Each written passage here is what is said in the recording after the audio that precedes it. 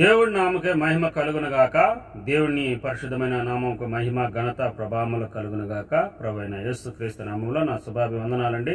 ఎలా ఉండరు? బాగుండరా? దేవుని మహాకృపను బట్టి మీరు అందరూ కూడా బాగుందరుగాక. దేవుడు అటు కృప మీకు అనుగ్రహించునుగాక. ఆమేన్.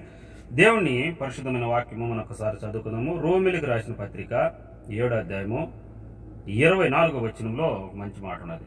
అయ్యో, నేను ఎంత దుర్మార్గుడిని! ఇట్టి మరణములోనుగు శరీరముల నుండి నన్ను ఎవడును విడిపించును. దేవుని ప్రియులారా, అతడు ఒక మాట అంటున్నాడు. ఏమన్నంటే, నన్ను ఇంత దుర్మార్గుడైన నా స్థితిలోంచి, మరణములోంచి, ఈ యొక్క బంధకాల్లోంచి ఎవరు నన్ను విడిపిస్తారు? ఏమయ్యా, ఎందుకు అంత మరమైన స్థితి లేకపోయి ఉండవు? ఎందువలన అంటే, దేవుణ్ణి ఈ వైపును చూశాడు, ఈ లోకాన్ని వైపును చూశాడు. ఇప్పుడు ఆయన చెప్పుకుంటున్న మాట అంటే, అమ్మో, నేను ఎంత దుర్మార్గంగా ప్రవర్తించాను, నా జీవితం బాలి దినము నుంచి నేను ఎంత భయంకరంగా స్థితిలో ఉన్నాను, ఇట్టి మరణములోంచి, ఇట్టి స్థితిలోంచి, ఇలాంటి పరిస్థితులోంచి ఎవడు నన్ను విడిపిస్తాడు అని అతడు వేడుకుంటున్నాడు. అందువలన అంటున్నాడు, ఎవడు నన్ను విడిపిస్తాడు? మన ప్రభువైన యేసుక్రీస్తు ద్వారా దేవునికి కృతజ్ఞతాస్తుతులు చెల్లించుతున్నాము గనుక మనం విషయములో దైవముగా గనుక శరీర విషయములో పాప విషయములైన ఒక దాసులమై ఉన్నాము. కాబట్టి ఇప్పుడు యేసుక్రీస్తునందున వారికి ఏ శిక్ష లేదు. దేవుని ప్రియులారా, అతడు 2 వర్గాలను చూసుకున్నాడు. ఒకటి అవతల ఉన్నాడు, అప్పుడు భయపడుతున్నాడు. ఏమన్నంటే, ఇట్టి మరణం లేంచి నన్ను ఎవడు విడిపిస్తాడు, ఇటు శరీరమైన బంధకాల నుంచి నన్ను ఎవడు విడిపిస్తారు, ఎవరు అని అతడు బాధపడుతున్నాడు. అడిగి దేవునికి కృతజ్ఞతాస్తుతులు చెల్లించడం వలన, దేవునికి ప్రార్థన చేయడం వలన కింది 8వ వచనంలో అతను అంటాడు, అయ్యో, యేసు ప్రభునున్న వారికి ఏ శిక్ష లేదు కదా. యేసు ప్రభులో ఎవరైతే ఉంటారో, యేసు ప్రభులో నామములో ఎవరైతే బాప్తీసం తీసుకుంటారో, యేసు ప్రభు రక్తంలో ఎవరైతే కడగబడతారో వాళ్లకు ఏ శిక్ష లేదని వాక్యము సెలవిస్తుంది. దేవుని ప్రియులారా, ఏ శిక్ష ఎక్కడగడ లేదని వాక్యము సెలవిస్తుంది. ఎందుకంటే వాక్యమే సత్యము, వాక్యమే జీవము, వాక్యమే సర్వాన్నతమైన దేవుని మాట. కాబట్టి వాక్యం చెప్తున్నమాట. కాబట్టి ఇప్పుడు క్రీస్తు యేసునందున్న వారికి ఏ శిక్ష లేదు.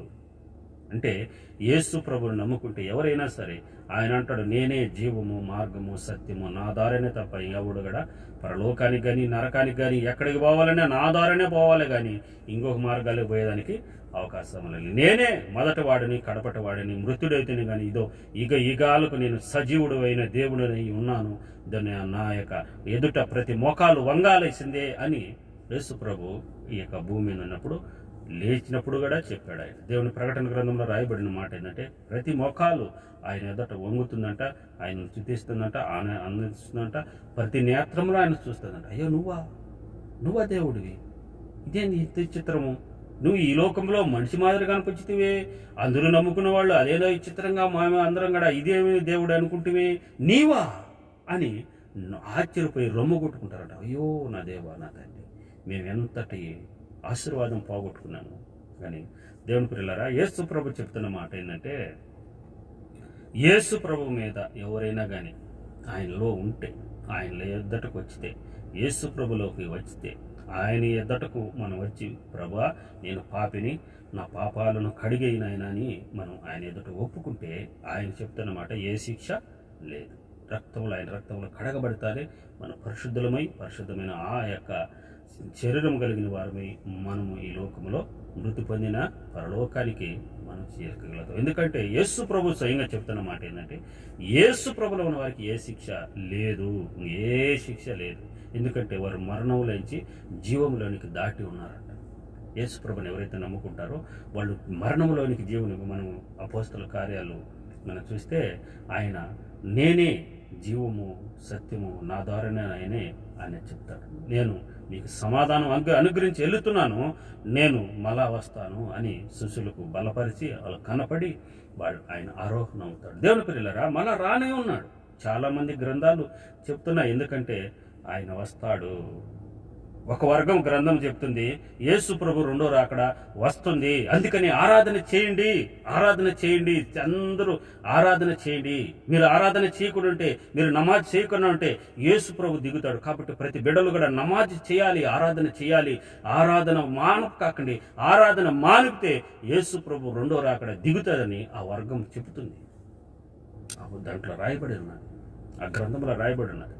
రెండవ గ్రంథంలో చెప్తున్నది ఏంటంటే ఈర వసంతరాయుడుగా వస్తాడు, అంటే వసంతం అంటే పెళ్లి కుమారుడుగా వస్తాడు అని అది కూడా చెప్తుంది. అప్పుడు ఏమవుతుందంట, 7 ఊర్లకు ఒక ఊరు అవుతుందంట, 7 దొడ్లకు ఒక దొడ్డు అవుతుందంట. దాని అర్థం ఏంటంటే అన్ని చల్లాచెదరమైపోతాయి, నీతి నిజాయితీగా ఉన్నవాళ్ళు బ్రతుకుతారు, అలాగా ఉన్నవారు నోవాహు దినాల్లో పోయినట్టు చల్లాచెదరమైపోతారు అని ఆ యొక్క వర్గం గ్రంథం కూడా చెప్తుంది. అందువలన దేవుడి ప్రియులారా, ఈ బైబిల్ చెప్తున్న మాట ఏంటంటే యేసు ప్రభు నందు ఉన్న వారికి ఏ శిక్ష లేదు.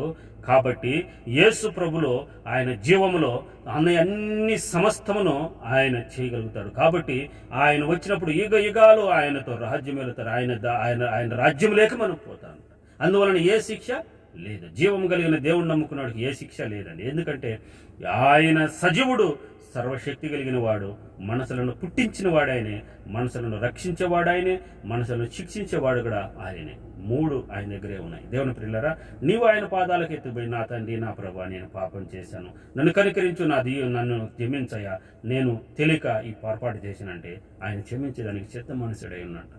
సిలువలో మన దొంగను చూస్తే, యేసు ప్రభా, నువ్వు నిజమైన దేవుడు అయ్యా, నీవు నన్ను రక్షించు అని ఆయన కోరుకోవాలి. అయ్యా, నువ్వు మన రెండో రాకడలో వస్తావు, ఆ రాకడ వచ్చినప్పుడు ఆ పరదేశంలో నన్ను జ్ఞాపకం చేసుకోయా అని అతడు అడిగాడు.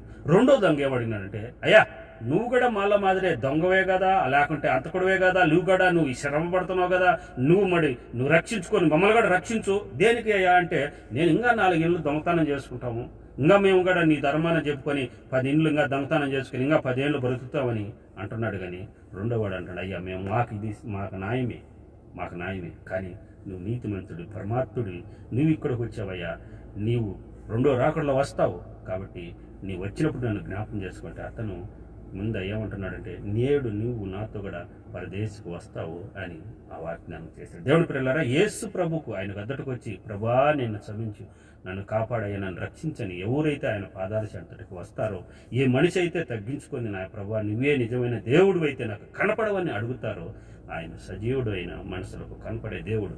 ఆయన ఎక్కడో యాడో ఉండేవాడు కాదు, ఆయన సమీపములో ఉన్నవాడు. అపోస్తుల కార్యాలు అదే చెప్తాను, మనుషులు తడువులాడి కనుక్కుంటే ఆయన సమీపంగా ఉన్నాడు. ఆ సమీపంగా ఉన్న దేవుణ్ణి మనం పట్టుకోవాలంట, సమీపంగా ఉన్నవాడిని మనము తడువులాడి కనుక్కోవాలంట. కనుక్కుంటే ఆయన సమీపంగా ఉన్నాడు. అందుకని మనం ఏం చేస్తున్నామంటే, మనం తెలుసుకోవాలి, ఏది నిజము, ఏది అబద్ధము, అసలు దేవుడు అని వాడు ఉన్నాడా, అవి ఉంటే మనకు కనపడాలి కదా. లేకుండా అంటే ఇది ఇంత సృష్టి, ఇది యావత్తు జరుగుతుంది, ఇది అంతటికి క్రమశిక్షణ ఒకడు నడిపించేవాడు లేకుంటే ఎలా జరుగుతుంది? ఏ వచ్చు నడిపించాలన్నా కానీ ఒక వచ్చు నడిపించాలంటే కరెంట్ అవసరం ఉన్నది, ఒక కారు నడిపించాలి, ఒక డ్రైవర్ అవసరం ఉన్నది, ఏదో ఒక వచ్చు నడిపించాలంటే ఏదో ఒకటి ఒక అవసరం అయితే ఉన్నది. మరి ఇంత సృష్టి నడిపించేవాడు అంటే ఉన్నాడంటే మరి ఎవరొకరు లేకుంటే ఇది ఎలా నడుస్తుంది అనేది ఆలోచన చేస్తే ఖచ్చితంగా దేవుడు బయలుపరుచుకుంటాడు. దేవుని పిల్లల ఆలోచన లేకుండా అంటే ఎవరికి లేదు. నేను ఎట్టో జరుగుతుంది, దాంతో మనకి ఎందుకు, తిన్నామా పనుకున్నామా తెల్లారింది అనుకుంటే ఏమి లేదు. కానీ ఆలోచన అనేది చేస్తే ఖచ్చితంగా దేవుడు బయలుపరిచి ఆయన ఉన్నవాడును అనువాడును అని చెప్తున్నాడు. ఆకాశమును చూడండి, సృష్టిని చూడండి, నన్ను చూడండి, మీకు తెలుస్తుంది. ఇవన్నీ కలిగి చేయకున్నట్టే ఐచ్ఛంగా అయ్యే పుట్టి ఐచ్ఛంగా అయ్యే ఉండేటి కాదు కదా. దేవుని ప్రియులారా, ఐచ్ఛంగా అయ్యే పుట్టి ఐచ్ఛంగా అయ్యే కలిగి ఐచ్ఛంగా అయ్యి ఉండేటి లేదు కదా. దాన్ని చేసిన వాడు ఒకడైతే ఉన్నాడు, ఆయన ప్రభు అయిన యేసు ప్రభు, ఆయన తప్ప ఎవరు లేరు అని ఆయన వాక్యము సెలవిస్తున్నారు. దేవుని ప్రియులారా, యేసు ప్రభువును ఉన్నంత వరకు యేసు ప్రభులో ఉన్నవారికి ఏ శిక్ష లేదని అది అపోస్తుల కార్యాల్లో అంటాడు 10:36లో, యేసు ప్రభు అందరికీ ప్రభువేనని అని వాక్యము సెలవిస్తుంది. యేసు ప్రభు అంటే అందరికీ ప్రభువే, ఎవరికి ఒకరికి ఒక కులానికి ఒక మతానికి ఏం కాదు, ఆయన అందరికీ ప్రభువే. యేసుక్రీస్తు అందరికీ ప్రభు అని అక్కడ పరిశుద్ధ గ్రంథంలో రాయబడి ఉన్నది. అందరికీ దేవుడే, అందరికీ ప్రభువే, అందరికీ ఆయన జీవం కలిగిన వాడే. దేవుని ప్రియులారా అంటాడు, ప్రతి ఒక్కరికి కూడా యేసుక్రీస్తు అందరికీ ప్రభువే, అందరికీ దేవుడే, అందరికీ ఆయన సమానుడే. దేవుని ప్రియులు ఒక కుల మతం ఏం లేదు. యేసు ప్రభు అందరికీ ప్రభువే, అందరికీ దేవుడే. ఆయనలో ఉన్నవారికి ఏ శిక్ష లేదు, ఏ భయం లేదు, ఏ చింత లేదని వాక్యము చదివిస్తుంది. నమ్మిన వారు ఈ ఆశీర్వాదం ఖచ్చితంగా పొందుకుంటారు. నమ్మని వారికి, అందుకే ప్రభువులు ఏమంటున్నాడు, నమ్మిన వాడికి శిక్ష విడుదల పడుతుంది, నమ్మని వాడికి లేదు. నమ్మిన వాడికి విడుదల పొందుతారు, నమ్మని వాడికి శిక్ష విధింపబడుతుంది. దేవుని ప్రియులారా, దేవుడి వాక్యం మనం విని బలపడే శక్తిని పొందుకుని దేవుని నామకు మహిమకరంగా మీ లోకంలో నడుచుకుందాం గాక. ఆమేన్. God bless you.